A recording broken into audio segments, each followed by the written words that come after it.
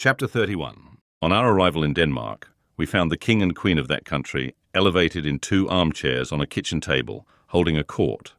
The whole of the Danish nobility were in attendance, consisting of a noble boy in the wash-leather boots of a gigantic ancestor, a venerable peer with a dirty face who seemed to have risen from the people late in life, and the Danish chivalry with a comb in its hair and a pair of white silk legs, and presenting on the whole a feminine appearance. My gifted townsman stood gloomily apart with folded arms, and I could have wished that his curls and forehead had been more probable. Several curious little circumstances transpired as the action proceeded. The late king of the country not only appeared to have been troubled with a cough at the time of his decease, but to have taken it with him to the tomb, and to have brought it back. The royal phantom also carried a ghostly manuscript round its truncheon, to which it had the appearance of occasionally referring, and that too with an air of anxiety and a tendency to lose the place of reference, which were suggestive of a state of mortality. It was this, I conceive, which led to the shades being advised by the gallery to turn over, a recommendation which it took extremely ill.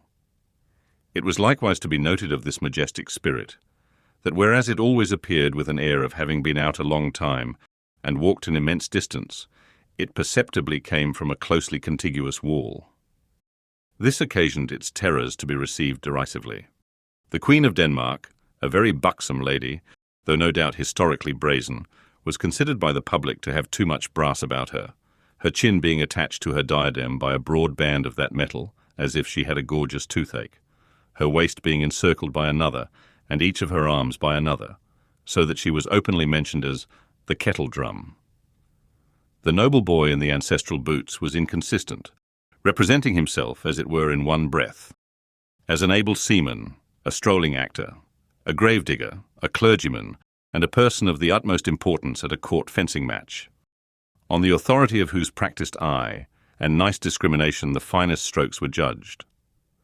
This gradually led to a want of toleration for him, and even, on his being detected in holy orders and declining to perform the funeral service, to the general indignation taking the form of nuts.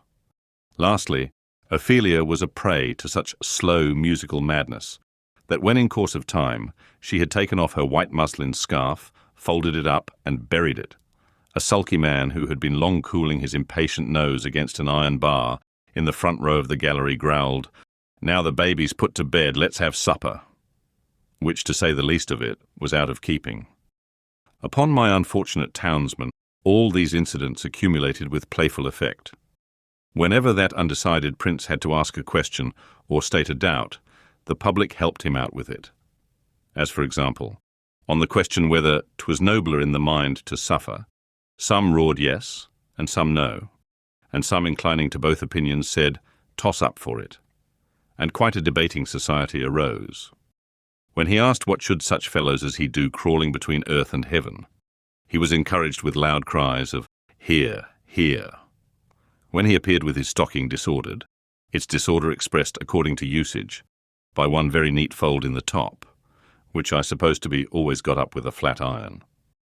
A conversation took place in the gallery respecting the paleness of his leg, and whether it was occasioned by the turn the ghost had given him. On his taking the recorders, very like a little black flute that had just been played in the orchestra and handed out at the door, he was called upon unanimously for Rule Britannia. When he recommended the player not to saw the air thus, the sulky man said, "And don't you do it neither. You're a deal worse than him." And I grieve to add that peals of laughter greeted Mr. Wopsle on every one of these occasions. But his greatest trials were in the churchyard, which had the appearance of a primeval forest, with a kind of small ecclesiastical wash-house on one side, and a turnpike gate on the other. Mr. Wopsle, in a comprehensive black cloak, being descried entering at the turnpike, the gravedigger was admonished in a friendly way, "Look out! Here's the undertaker a-coming to see how you're a-getting on with your work." I believe it is well known in a constitutional country that Mr. Wopsle could not possibly have returned the skull, after moralizing over it, without dusting his fingers on a white napkin taken from his breast. But even that innocent and indispensable action did not pass without the comment, "White hair." The arrival of the body for interment, in an empty black box with the lid tumbling open, was the signal for a general joy, which was much enhanced by the discovery, among the bearers, of an individual obnoxious to identification. The joy attended Mr. Wopsle through his struggle with Laertes on the brink of the orchestra and the grave, and slackened no more until he had tumbled the king off the kitchen table and had died by inches from the ankles upward. We had made some pale efforts in the beginning to applaud Mr. Wopsle, but they were too hopeless to be persisted in. Therefore we had sat, feeling keenly for him, but laughing nevertheless, from ear to ear. I laughed in spite of myself all the time. The whole thing was so droll, and yet I had a latent impression that there was something decidedly fine in Mr. Wopsle's elocution. Not for old association's sake, I'm afraid, but because it was very slow, very dreary, very uphill and downhill, and very unlike any way in which any man in any natural circumstances of life or death ever expressed himself about anything. When the tragedy was over, and he had been called for and hooted, I said to Herbert, "Let us go at once, or perhaps we shall meet him." We made all the haste we could downstairs, but we were not quick enough either. Standing at the door was a Jewish man with an unnatural heavy smear of eyebrow, who caught my eyes as we advanced, and said, when we came up with him, "Mr. Pip and friend?" Identity of Mr. Pip and friend confessed. "Mr. Waldengarver," said the man, "would be glad to have the honour." "Waldengarver?" I repeated, when Herbert murmured in my ear, "Probably Wopsle." "Oh," said I, "yes. Shall we follow you?" "A few steps, please." When we were in a side alley, he turned and asked, "How did you think he looked?" I dressed him.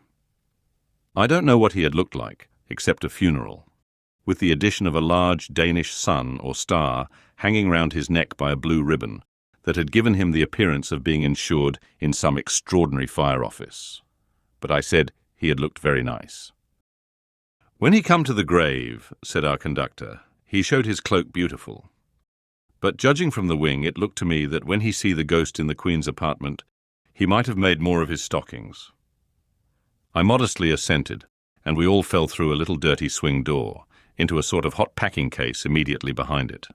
Here Mr. Wopsle was divesting himself of his Danish garments, and here there was just room for us to look at him over one another's shoulders, by keeping the packing case door, or lid, wide open. "Gentlemen," said Mr. Wopsle, "I'm proud to see you. I hope, Mr. Pip, you will excuse my sending round. I had the happiness to know you in former times, and the drama has ever had a claim which has ever been acknowledged, on the noble and the affluent." Meanwhile, Mr. Waldengarver, in a frightful perspiration, was trying to get himself out of his princely sables. "Skin the stockings off, Mr. Waldengarver," said the owner of that property, "or you'll bust 'em. Bust 'em, and you'll bust 35 shillings. Shakespeare never was complimented with a finer pair. Keep quiet in your chair now, and leave 'em to me."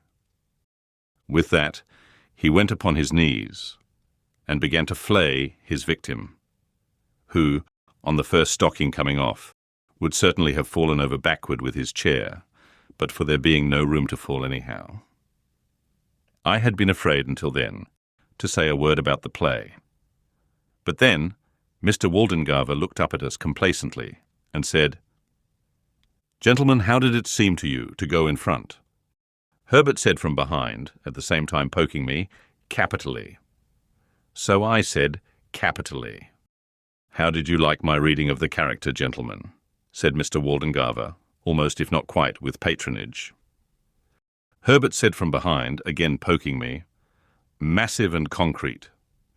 So I said boldly, as if I had originated it and must beg to insist upon it, "Massive and concrete." "I am glad to have your approbation, gentlemen," said Mr. Waldengarver with an air of dignity, in spite of his being ground against the wall at the time and holding on by the seat of the chair. "But I'll tell you one thing, Mr. Waldengarver," said the man who was on his knees, "in which you're out in your reading. Now mind, I don't care who says contrary, I tell you so. You're out in your reading of Hamlet when you get your legs in profile. The last Hamlet as I dressed made the same mistakes in his reading at rehearsal, till I got him to put a large red wafer on each of his shins, and then at that rehearsal, which was the last, I went in front, sir, to the back of the pit, and whenever his reading brought him into profile, I called out, "I don't see no wafers." And at night, his reading was lovely. Mr. Waldengarver smiled at me as much as to say, "A faithful dependent, I overlook his folly," and then said aloud, "My view is a little classic and thoughtful for them here. But they will improve. They will improve." Herbert and I said together, "Oh, no doubt they would improve." "Did you observe, gentlemen," said Mr. Waldengarver, "that there was a man in the gallery who endeavoured to cast derision on the service? I mean the representation." We basically replied that we rather thought we had noticed such a man. I added, "He was drunk, no doubt." "Oh dear, no, sir," said Mr. Wopsle. "Not drunk. His employer would see to that, sir. His employer would not allow him to be drunk." "You know his employer?" said I. Mr. Wopsle shut his eyes and opened them again, performing both ceremonies very slowly. "You must have observed, gentlemen," said he, "an ignorant and a blatant ass, with a rasping throat and a countenance expressive of low malignity, who went through, I will not say sustained, the role, if I may use a French expression, of Claudius, King of Denmark. That is his employer, gentlemen. Such is the profession." Without distinctly knowing whether I should have been more sorry for Mr. Wopsle if he had been in despair, I was so sorry for him as it was, that I took the opportunity of his turning round to have his braces put on, which jostled us out at the doorway, to ask Herbert what he thought of having him home to supper. Herbert said he thought it would be kind to do so. Therefore I invited him, and he went to Barnard's with us, wrapped up to the eyes, and we did our best for him, and he sat until 2 o'clock in the morning, reviewing his success and developing his plans. I forget in detail what they were, but I have a general recollection that he was to begin with reviving the drama and to end with crushing it, inasmuch as his decease would leave it utterly bereft and without a chance or hope.